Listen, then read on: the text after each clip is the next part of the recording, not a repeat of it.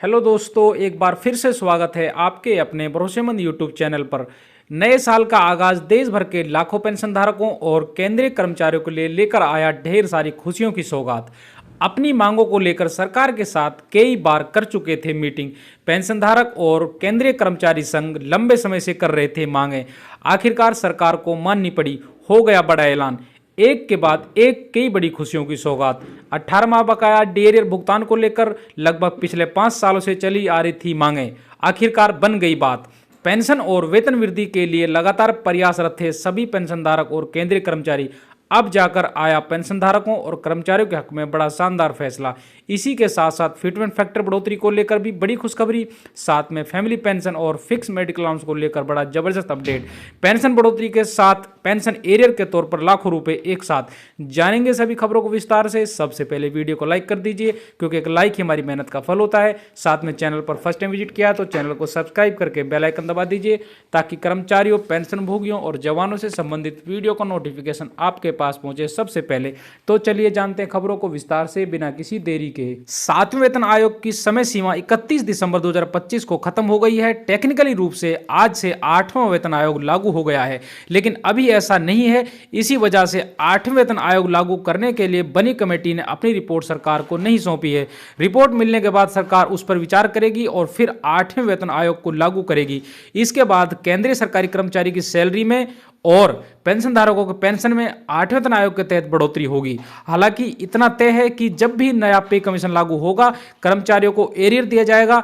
यह एरियर 1 जनवरी 2026 से जोड़कर दिया जाएगा। एक्सपर्ट का कहना है कि केंद्रीय कैबिनेट ने 2025 की शुरुआत या मध्य में 8वें वेतन आयोग के गठन और उसके टर्म्स ऑफ रेफरेंस यानी टीओआर को मंजूरी दी। आधिकारिक नोटिफिकेशन नंबर 2025 के आसपास जारी किए गए थे। आयोग को आमतौर पर अपनी डिटेल्ड रिपोर्ट जमा करने के लिए 18 महीने का समय दिया जाता है। हालांकि बढ़ोतरी की प्रभावी तारीख 1 जनवरी 2026 है, लेकिन नई सैलरी स्लैब को असल फाइनल घोषणा 2026 के आखिर या 2027 की शुरुआत में होने की उम्मीद है। नियमों के अनुसार केंद्र सरकार के कर्मचारियों और पेंशन भोगियों को 8वें वेतन आयोग के लागू होने के अनुसार उनका बकाया मिलेगा। उदाहरण के तौर पर अगर 8वें वेतन आयोग 2027 में लागू होता है तो कर्मचारियों और पेंशन धारकों को जनवरी 2026 से अप्रैल 2027 तक का एरियर मिलेगा, या तब तक जब तक उनके 8वें वेतन आयोग के हिसाब से सैलरी हाइक लागू नहीं हो जाता। नया पे कमीशन 1 जनवरी 2026 से लागू है, इसलिए घोषणा में किसी भी देरी का मतलब है कि कर्मचारियों और पेंशन धारकों को बीच के महीनों के लिए बकाया एक साथ पेमेंट मिलेगा। सरकार बजट में बकाया के लिए एक प्रावधान शामिल करेगी और पेमेंट उसी पर निर्भर करेगा। कर्मचारियों और पेंशनर को उनका बकाया उनकी कुल सैलरी के हिस्से के रूप में मिलेगा। उदाहरण के तौर पर अगर आपकी सैलरी 45,000 रुपए से बढ़कर 50,000 कर दी जाती है तो दोनों सैलरी के बीच का अंतर बकाया का हिस्सा होगा, जो कि 5,000 रुपए है। अगर सैलरी बढ़ाने में 15 महीने की देरी होती है तो 8वें वेतन आयोग के हिसाब से आपको 75,000 रुपए का एरियर के रूप में मिलेगा। अगली बड़ी खबर की बात कर लेते हैं। केंद्र सरकार द्वारा 8वें वेतन आयोग को मंजूरी दिए जाने के बाद यह आज से देश में लागू हो गया है। इससे केंद्रीय सरकारी कर्मचारियों के वेतन और पेंशन में भारी वृद्धि होने की संभावना है। केंद्र सरकार द्वारा दी गई जानकारी के अनुसार 8वें वेतन आयोग के तहत सेवारत और सेवानिवृत्त केंद्रीय सरकारी कर्मचारी और पेंशन धारकों के वेतन, पेंशन, भत्तों और पेंशन में संशोधन किया जाएगा। इस आयोग के कारण केंद्रीय सरकारी कर्मचारियों को वेतन वृद्धि के साथ साथ महंगाई भत्ता में भी वृद्धि मिलेगी।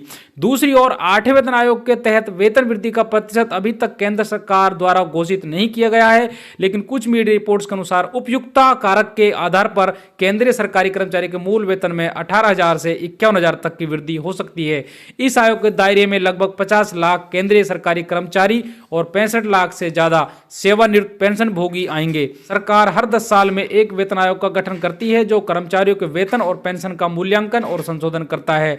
नए वेतन आयोग के लागू होने के बाद सभी केंद्रीय कर्मचारी और पेंशन भोगियों के मूल वेतन और पेंशन में उल्लेखनीय वृद्धि होने की उम्मीद है।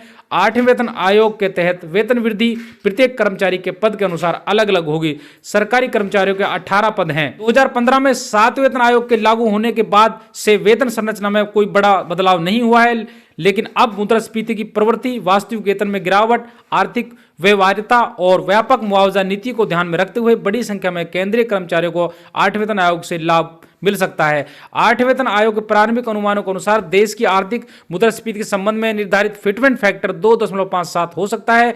इससे लगभग 1 करोड़ केंद्रीय कर्मचारी पेंशन भोगियों के वेतन और पेंशन में वृद्धि होने की उम्मीद है। फिटमेंट फैक्टर को पिछले वेतन आयोग की बेसिक सैलरी से गुना करने पर नई सैलरी तय की जाती है। जैसे अगर किसी कर्मचारी की बेसिक सैलरी 35,000 रुपए है और नया फिटमेंट फैक्टर 2.11 तय होता है तो नई बेसिक सैलरी 35,000 गुना 2.11 यानी 73,850 रुपए होगी।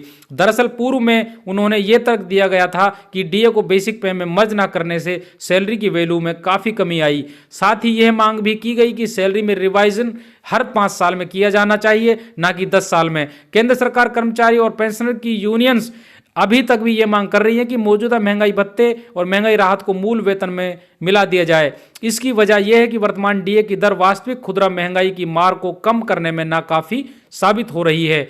इस बीच कई कर्मचारी यूनियन और पेंशनर समूह ने 8वें वेतन आयोग के टर्म्स और प्रेफरेंस में पेंशन सुधार का स्पष्ट उल्लेख न होने पर नाराजगी जताई है। साथ ही इनमें आयोग की सिफारिशें लागू होने की तारीख का जिक्र न होने की भी बात की गई है। हालांकि सरकार ने इस आशंका को दरकिनार करते हुए साफ कर दिया है कि बेसिक पे को मूल वेतन में मर्ज नहीं किया जाएगा। 7वें वेतन आयोग में यह फिटमेंट फैक्टर 2.57 था। माना जा रहा है कि 8वें वेतन आयोग में यह 2.8 से 3.0 के बीच हो सकता है। अगर ऐसा होता है तो कर्मचारी की बेसिक वेतन में अच्छी खासी बढ़ोतरी देखने को मिल सकती है। हालांकि महंगाई भत्ता, मकान किराए भत्ता और अन्य सुविधाओं के बाद सैलरी कितनी बढ़ेगी ये पता चलेगा।